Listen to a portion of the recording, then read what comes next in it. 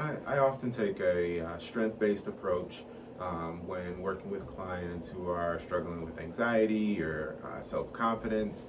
I think that strength-based approach gives me the opportunity to, one, notice those strengths that they have, because oftentimes with anxiety and low self-confidence, there's not much recognition of your strengths. There's not much recognition of what you're good at. And I find it very important to point those things out, even the small wins, the things that they are able to do that may be stepping outside of their comfort zone even a little bit. I think it's good to recognize the strengths they have, get them to recognize those strengths, and build upon that. Um, Something that's often useful is positive self-talk. Having, whether it's affirmations, something I often will recommend to clients is writing an affirmation for the day or for the week. If you have a dry erase marker and a mirror in your room or bathroom, being able to write an affirmation on there, it's easy to wipe it off. It won't stay permanent. You can write a new one on there. But even journaling, having opportunities where you're writing down things that, one, may be very stressful for you, and kind of highlight some of that anxiety, so you can have that chance to reflect on it and reflect on what was it about this situation, or what was going on in that moment that was bringing the anxiety.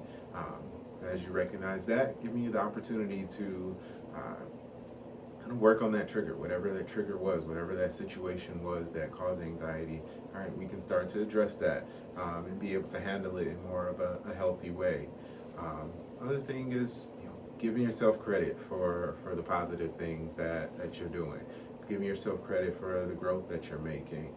If it's a very difficult for you to engage in social situations, one of the things I think is very useful is pointing out those moments where maybe you simply just said hi to a stranger, or even said hi to a friend that you may not feel as close with.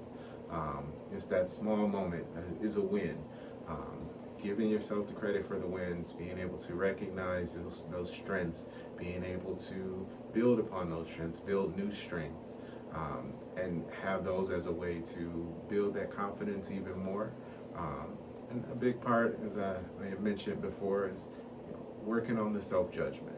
A lot of times with anxiety and low confidence, there's a lot of self-judgment, and recognizing that self-judgment, and at times, whether it's stopping yourself, recognizing it and stopping yourself, or being able to recognize it and acknowledge it and continue to move forward.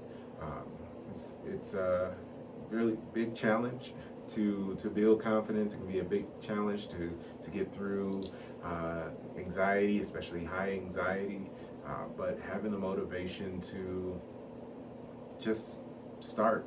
That's all it really takes, is having that motivation to start to work on it, to start to build more confidence, to start to recognize that you are more capable of things than you maybe previously believed. So having those strengths really highlighted in